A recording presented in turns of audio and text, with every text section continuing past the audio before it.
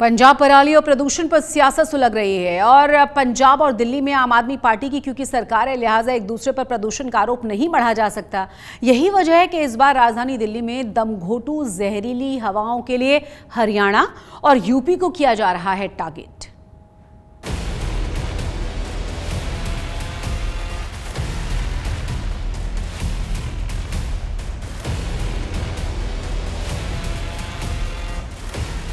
इस शहर को ये हुआ क्या? कहीं राख है तो कहीं धुआं धुआं। क्यों कोई कुछ नहीं बोलता? चुपचाप धुएं को क्यों झेलता?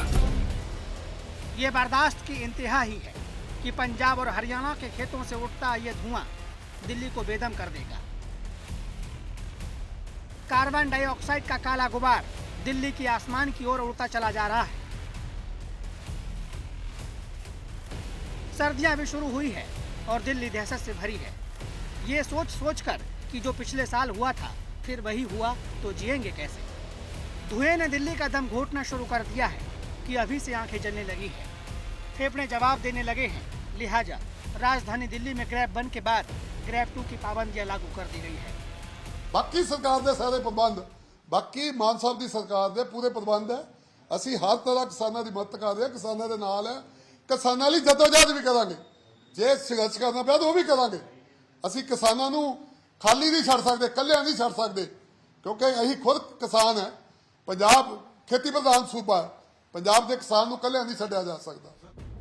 फिरोजपुर, अमृतसर, भटिंडा, लुधियाना और संगरूर में धरती की गोद से उठा हुआ ये धुआं आसमान में घुलता जा रहा है। पर क्या ये धुआं राजधानी दिल्ली तक पहुंच रहा है?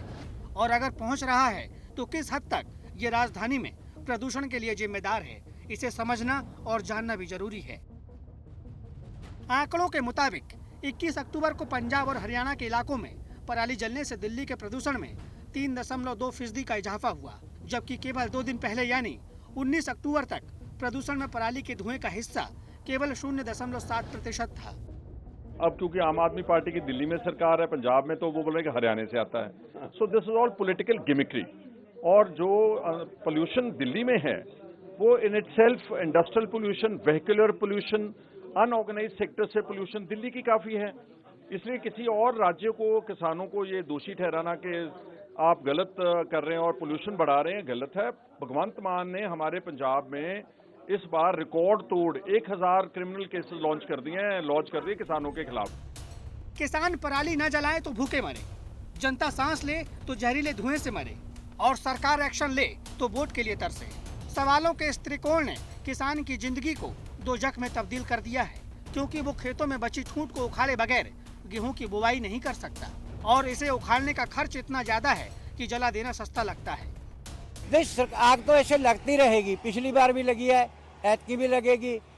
मामले करे दर्ज, कुछ भी करे सरकार, ਉਹ ਸਰਕਾਰ ਦੀ ਮਰਜ਼ੀ ਹੈ। ਪ੍ਰਦੂਸ਼ਣ ਤਾਂ ਫਿਰ ਫੈਕਟਰੀਆਂ ਦਾ, ਭੱਠਿਆਂ ਦਾ, ਇਹਨਾਂ ਦਾ ਵੀ ਸਾਰਿਆਂ ਦਾ ਹੋਣ ਡਿਆ ਵਾ। ਇਹਦੇ ਨਾਲ ਕੋਈ ਜ਼ਿਆਦਾ ਥੋੜਾ 12 ਮਹੀਨੇ ਹੁੰਦਾ ਰਹਿੰਦਾ, ਇਹ ਤਾਂ ਹੁਣ 10 ਦਿਨ ਹੋਣਾ। ਹਾਂਜੀ ਵੀਰੇ, ਇਹ ਨਾ ਅੱਗ ਲਾਉਣ ਨਾਲ ਉਪਜਾਊ ਸ਼ਕਤੀ ਘਟਦੀ ਹੈ, ਸਾਨੂੰ ਸਭ ਪਤਾ ਹੈ, ਪਰ ਨਾ ਵੀਰੇ ਸਾਡੀ ਮਜਬੂਰੀ ਹੈ। ਕਿਉਂਕਿ ਸਾਡੇ ਕੋਲ ਸਿਰਫ ਜ਼ਮੀਨ ਇੱਕੋ ਕਿੱਲਾ ਹੈ ਤੇ ਇਹਦੇ ਵਿੱਚ ਨਾ ਹੁਣ ਨਾ ਤਾਂ ਸਾਡੇ ਕੋਲ ਕੋਈ ਟਰੈਕਟਰ ਹੈ, ਨਾ ਕੋਈ ਸਾਡੇ ਕੋਲ ਸੰਦ ਹੈ, ਤੇ ਹੁਣ ਅਸੀਂ ਜੇ ਕਿਸੇ ਕੋਲ ਵਾਉਣੇ ਆ ਪੈਲੀ ਤੇ ਉਹ ਡਬਲ ਖਰਚਾ ਹੋ ਜਾਂਦਾ है। धान की पराली को आग लगाने का सिलसिला पंजाब और हरियाणा में जारी है, पर अच्छी बात यह है कि इस साल पिछले साल के मुकाबले खेतों में कम आग लगाई जा रही है।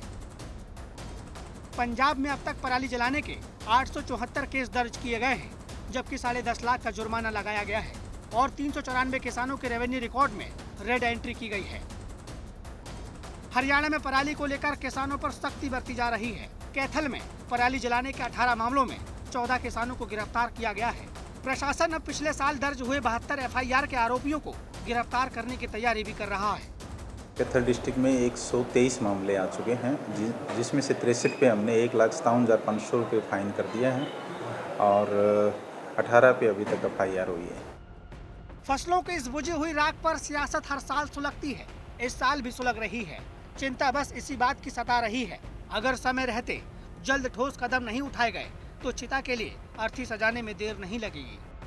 कई सरकारों ने कई कोशिशें की हैं, मशीन दी हैं, बंडलिंग की व्यवस्था की है, पर हर साल जब भी पराली कटती है तो यही परिस्थिति पैदा होती है।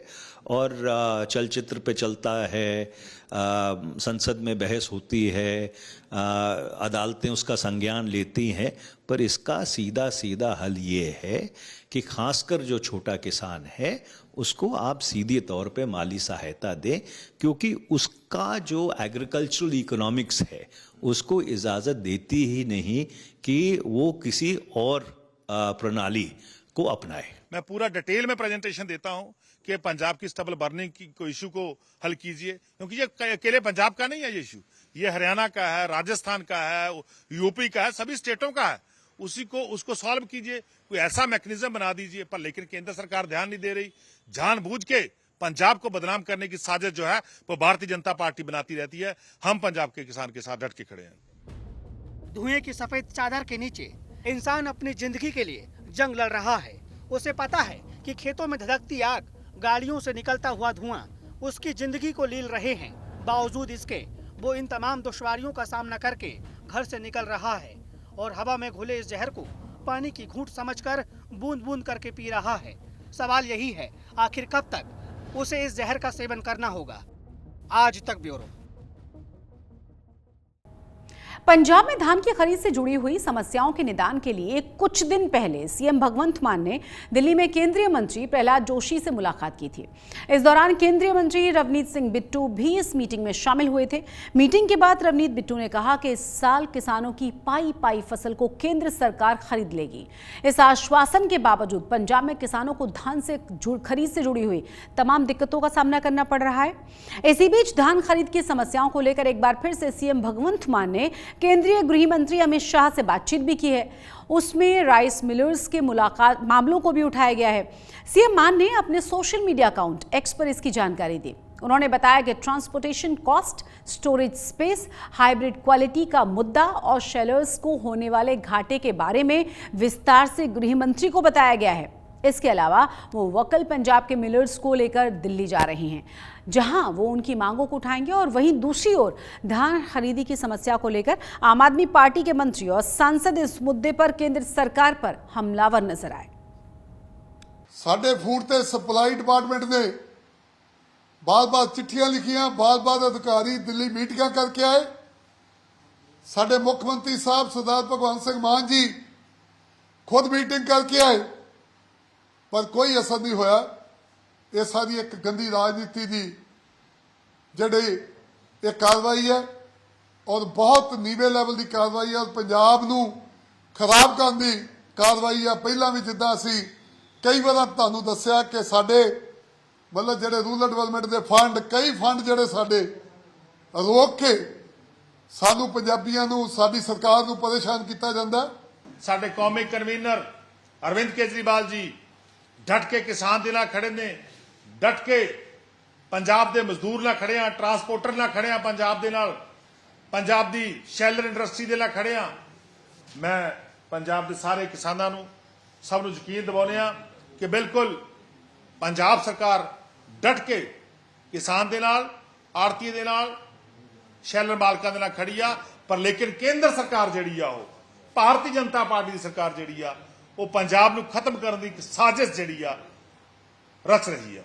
भारत सरकार को रेल मंत्रालय लाओ, तुसी फटाफट चकवा सकते हो, लिफ्ट नाल दी नाल करा सकते हो, कोई ਏਡੀ गल नहीं, गोदाम खाली हो सकते हैं। शैलर मालकां नूं परेशान करन तो बाज होना चाहिए भाजपा नूं। और असीं उम्मीद भी करांगे कि मानयोग मुख्यमंत्री मान साहब ने अज भी होम मिनिस्टर साहब नाल गल कीती है कि इस बदले की भावना के जिहड़े तौर तरीके तो बाज आऊगी भाजपा। और जिहड़ा लिफ्टिंग का प्रोसैस है, पैडी लिफ्टिंग का प्रोसैस, उन्होंने तेजी नाल करके किसानों नूं खज्जल खराबी तो कड्ढण वास्ते पंजाब सरकार दा, पंजाब दे लोकां दा साथ होगी। पंजाब की 4 विधानसभा सीटों पर उपचुनाव के लिए बीजेपी ने 3 उम्मीदवारों की घोषणा कर दी है। उसमें डेरा बाबा नानक से रविकरण काहलो, गिद्दड़बाहा से मनप्रीत सिंह बादल और बरनाला से केवल ढिल्लों को उम्मीदवार घोषित कर दिया गया है। हालांकि चब्बेवाल पर अभी उम्मीदवार की घोषणा नहीं हुई है। मनप्रीत बादल पहले अकाली दल में थे और इसके बाद कांग्रेस में चले गए, अब वो बीजेपी के साथ हैं। वहीं रविकरण काहलो भी अकाली दल से बीजेपी में आए हैं। इसके अलावा बरनाला से बीजेपी के उम्मीदवार केवल ढिल्लों भी कांग्रेस छोड़कर बीजेपी में आए थे। कुल मिलाकर जिन 3 कैंडिडेट्स पर उपचुनाव में बीजेपी ने दांव खेला है, वो तीनों ही दूसरी पार्टियों को छोड़कर बीजेपी में शामिल हुए हैं। बीजेपी से पहले आम आदमी पार्टी ने चारों ही सीटों पर उम्मीदवारों का ऐलान कर दिया था, जिसमें गिद्दड़बाहा से हरदीप सिंह डिम्पी ढिल्लों, बरनाला से हरिंदर सिंह धालीवाल, चब्बेवाल से ईशांक सिंह चब्बेवाल और डेरा बाबा नानक से गुरुदीप सिंह रंधावा को टिकट दी गई थी। वहीं कांग्रेस और अकाली दल ने अभी अपने पत्ते नहीं खोले। बरनाला सीट पर उपचुनाव में शिरोमणि अकाली दल अमृतसर की तरफ से भी अपने उम्मीदवार की घोषणा कर चुका है।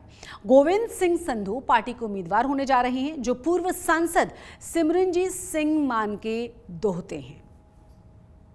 शिरोमणि अकाली दल के कार्यकारी प्रधान बलविंदर सिंह भूदड़ की अगुवाई में आज कोर कमेटी की मीटिंग हुई है, जिसमें धान खरीद, 4 विधानसभा सीटों पर होने वाले उपचुनाव और एसजीपीसी प्रधान पद के चुनाव को लेकर चर्चा की गई। मीटिंग के बाद बताया गया कि जल्द ही अकाली नेता धान खरीद के मुद्दे पर पंजाब के गवर्नर से मुलाकात करेंगे। वहीं उपचुनाव को लेकर जो बड़ी बात सामने आई है, उसके मुताबिक उपचुनाव में गिद्दड़बाहा सीट पर सुखबीर बादल अपनी दावेदारी पेश कर सकते हैं। वहीं बरनाला में कुलवंत सिंह कांता अकाली दल के उम्मीदवार बनाए जा सकते हैं। आज तक पंजाब में आज के लिए बस इतना ही, लेकिन देश और दुनिया की तमाम बड़ी और अहम खबरों के लिए आप देखते रहिए आज तक।